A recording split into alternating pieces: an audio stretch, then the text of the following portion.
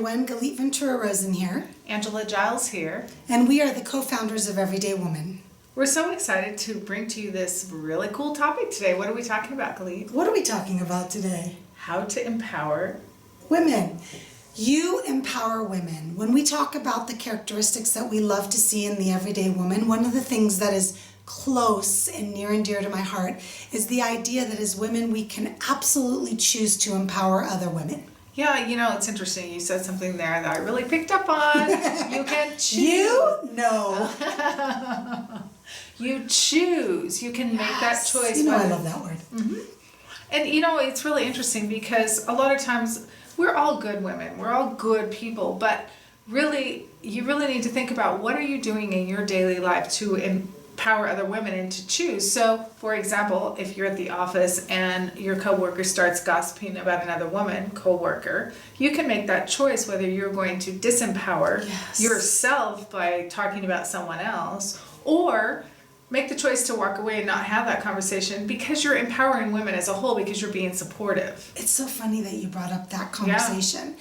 And that topic. Angela and I don't talk about what we're going to talk about before except for the main topic, which is you empower other women.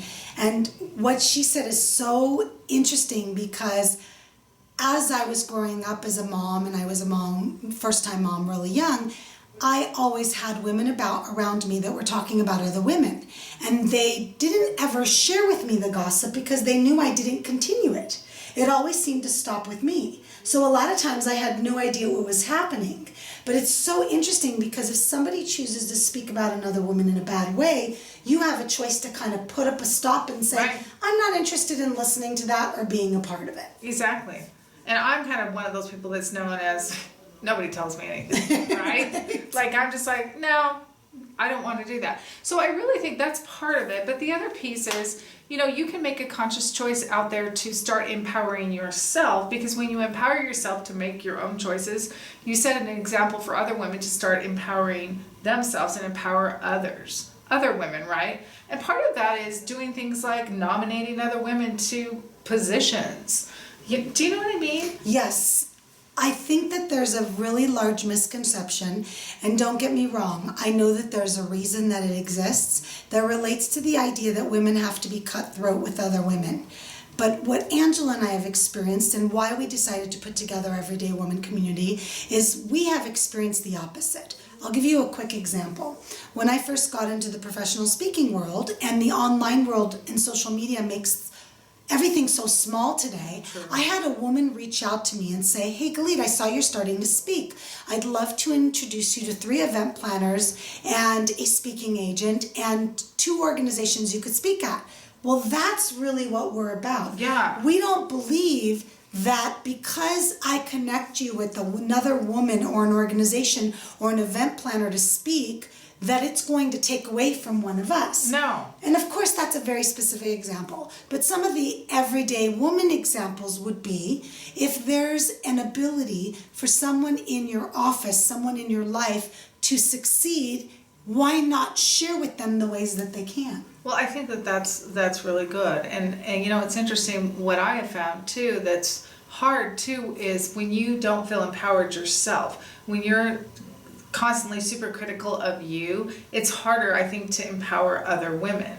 Do you understand? I think that absolutely is a piece. Yeah. And that's why we really started with these episodes on You Believe in You. Yeah. Because there is a format to it. So now that we're sitting here episodes later, we really know that believe in yourself. And then know when you believe in yourself that even when you just start, you have the ability to empower even one woman, knowing that there's somebody out there that's gone through what you've gone through. Well, exactly. It's kind of like when you're on an airplane and they always tell you to put on your own oxygen mask first before you put on your child's, because you have to like be okay before you can give to someone else. And I think that that's really important. You know, and the other thing too is I believe in empowering other women, but I think it's okay to like let the world know that they can empower women too. It's not just women in our lives, right? No, but we're all about women. That's why we're called Everyday Woman. I know. We don't have to tell people we love men. They already know that. We don't have a problem with that. I think for me, when I think about empowering other women, I think about the younger generation. And I want to talk about that for a second. So the younger generation at times really would benefit from looking up to somebody. So let's talk about how are some of the ways you can empower other women. One of the ways that I love to offer to empower other women is to talk to middle school kids or high school kids that are girls that are really looking for a model or a role model or someone that they can look up to and know that things are possible. Right. You can also mentor. Yes. Mentor. Be a big sister. Like, the Big Sister, Big Brother program. I love that. The other thing, too, that I'm seeing a bigger trend in now is, and this might be more if you're like a professional, but being on corporate boards as a woman, right? Because when you start doing those things, other women will rise up and follow. Absolutely. And some of the more everyday things that you can do is if somebody starts at your company that's new, at the company you work at, let's go there for a second. Imagine what it's like for a woman to walk into a new company. Think about the first day that you started and how it was nerve-wracking and who's going to talk to me and how am I going to find my way. Imagine what kind of difference you could make if you walked up to that person and said, "Hi, my name is Angela, and I just wanted to welcome you here, and please let me know if there's anything you need to show you the ropes." That simplistic, just that thought. Now, they may never ask you for anything, right? Right. But if they do, at least you've opened the door to give them permission to. I love that. Yeah. That's really, really, really And cool. this is something that I absolutely love. The other day I was out and I was wearing my necklace that has all the planets on it. It's one of my favorite necklaces. And two separate women at two different times, I was walking around the shopping mall, walked up to me, or I walked by them and said, "I really love your necklace." There's something different when a woman compliments you. Or I walk into the bathroom and after I go to the bathroom I'm washing my hands and someone says, "I love your dress." It could be that simple. That's a way to empower a woman because we're so used to women judging us that we never step back and think how powerful it is when we give somebody a compliment. Or a smile even. Yes. Yeah, that's so true. Sometimes you'll walk up to the cashier and she doesn't have a smile on her face and she might be having a bad day. But instead of treating her the way she's treating you, probably not realizing it many times, don't get me wrong, not everybody doesn't realize it.